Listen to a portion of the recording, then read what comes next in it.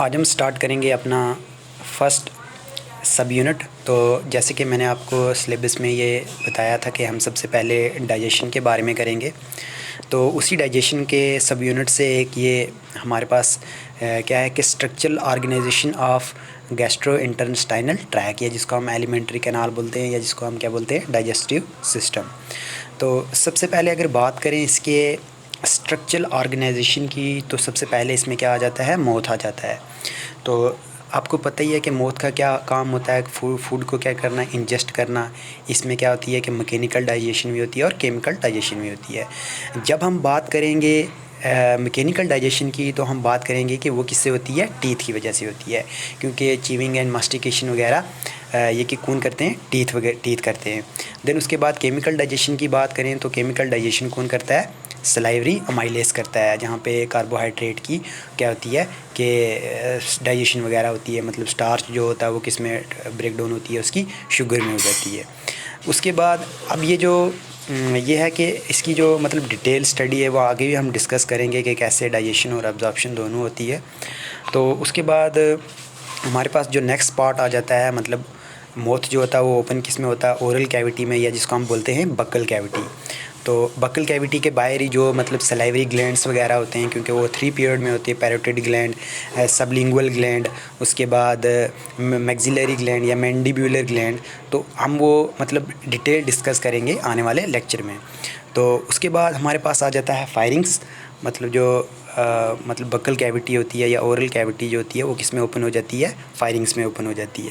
अब ये जो फायरिंग्स होती है ये किसके साथ मतलब जुड़ी हुई होती है या ओपन किस में होती है, ईसोफेगस के साथ। और उसके बाद ईसोफेगस जो होती है वो किसके साथ होती है, स्टमक के साथ होती है। लेकिन जब हम बात करेंगे फायरिंग्स की, तो फायरिंग्स के भी कुछ पार्ट होते हैं, नेज़ो फायरिंग्स, लैरिंगो फायरिंग्स। तो इसके भी 3 पार्ट होते हैं। अब ये जो 3 पार्ट होते हैं, तो अब एक मतलब पार्ट होता है इसके नीचे, उसको बोलते हैं हम ट्रैकिया। ट्रैकिया में क्या होता है, एपिग्लॉटिस होता है। ये क्या होता है, एक फ्लैप लाइक मसल होती है, मतलब कार्टिलेज से बनी हुई होती है। तो ये क्या करती है कि जब हम मतलब फूड को क्या करते हैं, इंजेस्ट करते हैं, फूड को लेते हैं, तो ये क्या करती है, विंड पाइप को क्या करती है, क्लोज़ कर देती है, जिससे क्या होता है कि फूड की जो एंट्री होती है वो किस में, वो मतलब विंड पाइप में मतलब रुक जाती है, मतलब वो अंदर उसके अंदर नहीं जाता।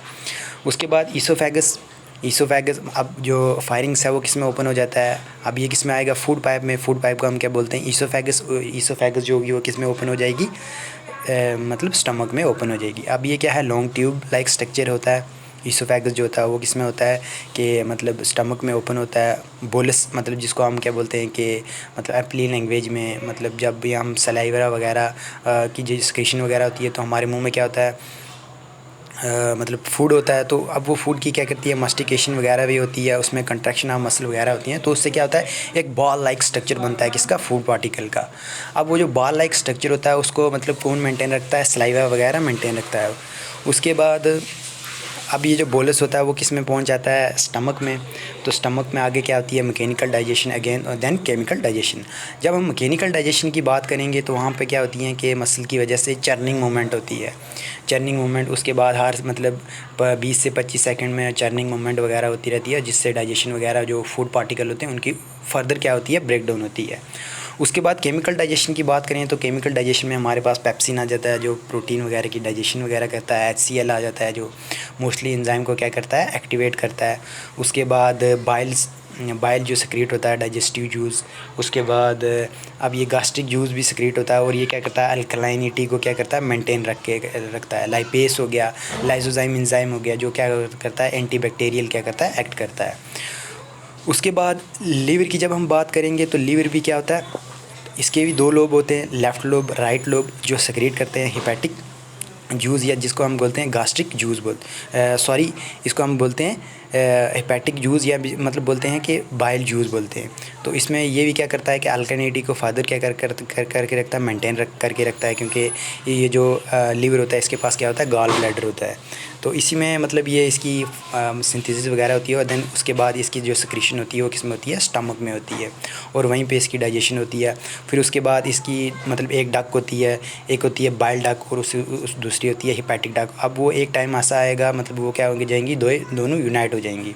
दोनों यूनाइट होकर क्या बना देंगी, हेपेटिक डक्ट बना देंगी। और हेपेटिक डक्ट जो होगी वो किसके साथ मिल जाएगी, पेनक्रियाटिक डक्ट के साथ। अब वो क्या बनाएगी वहाँ पे, हेपेटो पेनक्रियाटिक डक्ट बनाएगी। वहाँ पे मतलब पेनक्रियाटिक जूस वगैरह सिक्रीट होते हैं जो उसमें डाइजेशन वगैरह में हेल्प करते हैं।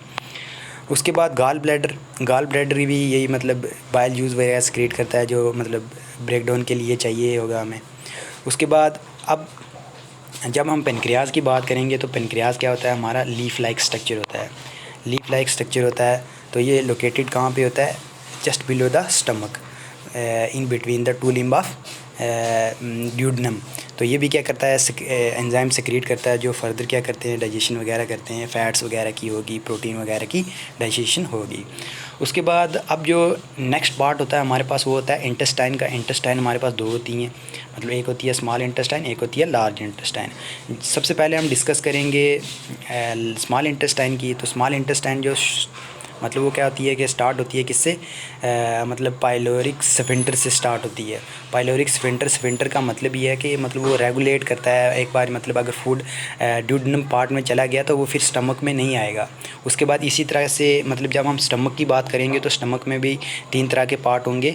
पहला जो पार्ट होगा उसका नाम होगा फंडिक पार्ट, दूसरा जो होगा वो कार्डिक पार्ट होगा, और तीसरा जो होगा लास्ट वाला वो पाइलोरिक पार्ट होगा। और उसी पाइलोरिक के आगे क्या होते हैं, पाइलोरिक स्फिंक्टर होते हैं जो रेगुलेट करते हैं पैसेज ऑफ फूड को। तो उसके बाद जब हम डाइजेशन की बात करें तो डाइजेशन की जब हम बात करेंगे तो स्मॉल इंटेस्टाइन के 3 पार्ट होते हैं। ड्यूडेनम जो होता है वो यू शेप्ड होता है और कहाँ पे पाया जाता है, जस्ट बिलो द पेनक्रियाज। उसके बाद आगे जो मतलब मिडिल वाला पोर्शन जो होता है उसको हम बोलते हैं कि जीजनम। तो मोस्टली जो डाइजेशन होती है जीजनम में होती है, ड्यूडेनम वगैरह में होती है। तो इन दोनों में ज़्यादा से ज़्यादा डाइजेशन होती है। उसके बाद जो लास्ट वाला पार्ट होता है वो हाईली कॉइल्ड होता है जिसको हम बोलते हैं ईलम। तो ईलम जो होता है वो फर्दर किस में ओपन हो जाता है, लार्ज इंटेस्टाइन में।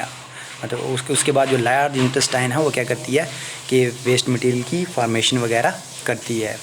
उसके बाद लार्ज इंटेस्टाइन की जब हम बात करेंगे तो लार्ज इंटेस्टाइन के भी 3 पार्ट होते हैं। सबसे पहला जो पार्ट होता है उसको हम बोल देंगे असेंडिंग कोलन। आपको ये लेफ़्ट साइड गाल ब्लैडर के मतलब ये दिख रहा होगा इसको। अब ये जो मतलब ऊपर की तरफ जा रही है ना इंटेस्टाइन, तो हम इसको क्या बोलेंगे, असेंडिंग कोलन बोलेंगे। तो उसके बाद जो पेनक्रियाज के नीचे है मतलब ड्यूडेनम के जो साथ है तो हम उसको बोलेंगे ट्रांसफ़र कोलन बोलेंगे।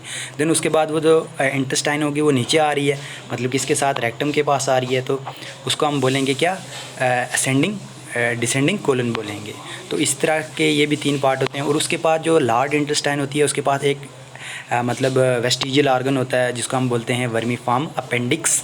तो ये क्या होता है कि हमारे एंसेस्टर वगैरह जब भी मतलब जंगल फॉरेस्ट में रहते थे तो वो क्या खाते रहते थे कि घास फूस वगैरह खाते रहते। तो उसमें मतलब घास में आपको पता ही है कि सेलुलोज होता है और सेलुलोज की डाइजेशन के लिए सेलुलोज एंजाइम चाहिए। तो ये जो अपेंडिक्स है ये क्या करता था, सिक्रीट करता था for the digestion of cellulose, ये एंजाइम सिक्रीट करता था। तो अभी क्या है, ये वेस्टिजियल ऑर्गन है और यहाँ पे क्या पाए जाएंगे, सिम्बायोटिक बैक्टीरिया पाए जाएंगे। कभी कभार हम क्या खा लेते हैं कि मतलब वेजिटेबल्स वगैरह खा लेते हैं तो उस सेलुलोज को डाइजेस्ट करने के लिए यहाँ पे हमारे पास सिम्बायोटिक बैक्टीरिया होते हैं जो क्या सिक्रीट करते हैं, सेलुलोज एंजाइम को क्या करते हैं, सिक्रीट करते हैं।